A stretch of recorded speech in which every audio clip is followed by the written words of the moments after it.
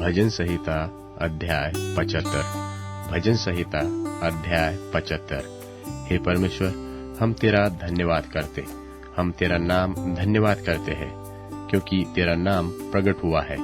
तेरे आश्चर्य कर्मों का वर्णन हो रहा है। जब ठीक समय आएगा तब मैं आप ही ठीक ठीक न्याय करूंगा। पृथ्वी अपने सब रहने वालों समेत गल रही है। मैंने उसके खंभों को स्थिर कर दिया है। मैंने घमंडियों से कहा कि घमंड मत करो, और दुष्टों से कि सिंग ऊंचा मत करो। अपना सिंग बहुत ऊंचा मत करो, न सिर उठाकर ढिठाई से बात बोलो, क्योंकि बढ़ती न तो पूरब से, न पश्चिम से, और न जंगल की ओर से आती है, परंतु परमेश्वर ही न्यायी है। वह एक को घटाता और दूसरे को बढ़ाता है। यहोवा के हाथ में एक कटोरा है, जिसमें का दाख मधु झाग वाली है। उसमें मसाला मिला है, और वह उसमें से उंडेलता है। निश्चय उसकी तलछट तक पृथ्वी के सब दुष्ट लोग पी जाएंगे, परंतु मैं तो सदा प्रचार करता रहूंगा।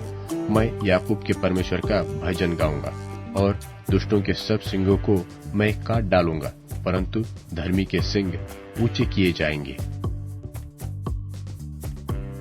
भजन संहिता अध्याय 76। भजन संहिता अध्याय 76। परमेश्वर यहूदा में जाना गया है, उसका नाम इस्राएल में महान हुआ है, और उसका मंडप शालेम में और उसका धाम सियोन में है। वहाँ उसने चमचमाते तीरों को और ढाल और तलवार को तोड़कर निदान लड़ाई ही को तोड़ डाला है। हे परमेश्वर, तू तो ज्योतिमय है। तू आहेर से भरे हुए पहाड़ों से अधिक उत्तम और महान है। दृढ़ मन वाले लुट गए और भारी नींद में पड़े हैं, और शूरवीरों में से किसी का हाथ न चला। हे याकूब के परमेश्वर, तेरी घुड़की से रथों समेत घोड़े भारी नींद में पड़े हैं। केवल तू ही भय योग्य है, और जब तू क्रोध करने लगे तब तेरे सामने कौन खड़ा रह सकेगा। तूने स्वर्ग से निर्णय का वचन सुनाया है। पृथ्वी उस समय सुनकर डर गई और चुप रही, जब परमेश्वर न्याय करने को और पृथ्वी के सब नम्र लोगों का उद्धार करने को उठा। निश्चय मनुष्य की जलजलाहट तेरी स्तुति का कारण हो जाएगी, और जो जलजलाहट रह जाए उसको तू रोकेगा। अपने परमेश्वर यहोवा की मन्नत मानो और पूरी भी करो। वह जो भय की योग्य है, वह उसके आसपास के सब रहने वाले उसके लिए भेंट ले आए। वह तो प्रधानों का अभिमान मिटा देगा। वह पृथ्वी के राजाओं को भय योग्य जान पड़ता है। भजन संहिता अध्याय 77। भजन संहिता अध्याय 77। मैं परमेश्वर की दोहाई चिल्ला चिल्ला कर दूंगा। मैं परमेश्वर की दोहाई दूंगा, और वह मेरी ओर कान लगाएगा। संकट के दिन मैं प्रभु की खोज में लगा रहा। रात को मेरा हाथ फैला रहा और ढीला न हुआ। मुझ में शांति आई ही नहीं। मैं परमेश्वर का स्मरण कर करके कहराता हूँ। मैं चिंता करते करते मूर्छित हो चला हूँ। तू मुझे झपकी लगने नहीं देता। मैं ऐसा घबराया हूँ कि मेरे मुंह से बात नहीं निकलती। मैंने प्राचीन काल के दिनों को और युग युग के वर्षों को सोचा है।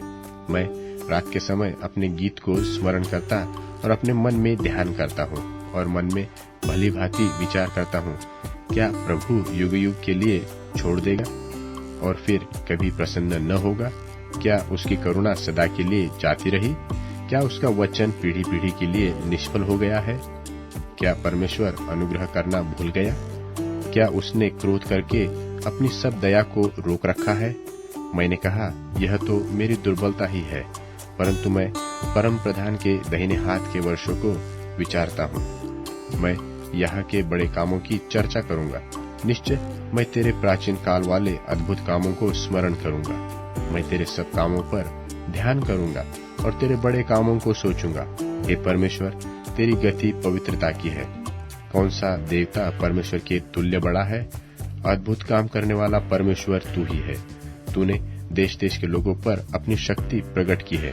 तूने अपने भुजबल से अपनी प्रजा याकूब और यूसुफ के वंश को छुड़ा लिया है। हे परमेश्वर, समुद्र ने तुझे देखा।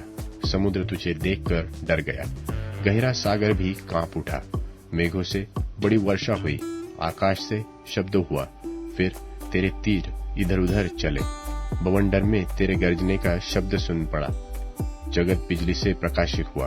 पृथ्वी कांपी और हिल गई। तेरा मार्ग समुद्र में है और तेरा रास्ता गहरे जल में हुआ, और तेरे पांव के चिन्ह मालूम नहीं होते।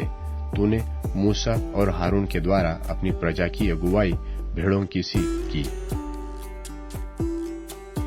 थिस्सलुनीकियों के नाम पौलुस प्रेरित की पहली पत्री 3 अध्याय। इसलिए जब हमसे और न रहा गया तो हमने यह ठहराया कि एथेंस में अकेले रह जाएं, और हमने तीमुथियुस को, जो मसीह के सुसमाचार में हमारा भाई और परमेश्वर का सेवक है, इसलिए भेजा कि वह तुम्हें स्थिर करे और तुम्हारे विश्वास के विषय में तुम्हें समझाए कि कोई इन क्लेशों के कारण डगमगा न जाए, क्योंकि तुम आप जानते हो कि हम इन्हीं के लिए ठहराए गए हैं। क्योंकि पहले भी जब हम तुम्हारे यहाँ थे तो तुमसे कहा करते थे कि हमें क्लेश उठाने पड़ेंगे, और ऐसा ही हुआ है और तुम जानते भी हो। इस कारण जब मुझसे और न रहा गया तो तुम्हारे विश्वास का हाल जानने के लिए भेजा, कि कहीं ऐसा न हो कि परीक्षा करने वाले ने तुम्हारी परीक्षा की हो और हमारा परिश्रम व्यर्थ हो गया हो। पर अभी तीमुथियुस ने, जो तुम्हारे पास से हमारे यहाँ आकर तुम्हारे विश्वास और प्रेम का सुसमाचार सुनाया, और इस बात को भी सुनाया कि तुम सदा प्रेम के साथ हमें स्मरण करते हो और हमारे देखने की लालसा रखते हो, जैसा हम भी तुम्हें देखने की। इसलिए हे भाइयों, हमने अपनी सारी सकेती और क्लेश में तुम्हारे विश्वास से तुम्हारे विषय में शांति पाई, क्योंकि अब यदि तुम प्रभु में स्थिर रहो तो हम जीवित हैं, और जैसा आनंद हमें तुम्हारे कारण अपने परमेश्वर के सामने है, उसके बदले तुम्हारे विषय में हम किस रीति से परमेश्वर का धन्यवाद करें। हम रात दिन बहुत ही प्रार्थना करते रहते हैं कि तुम्हारा मुंह देखें और तुम्हारे विश्वास की घटी पूरी करें।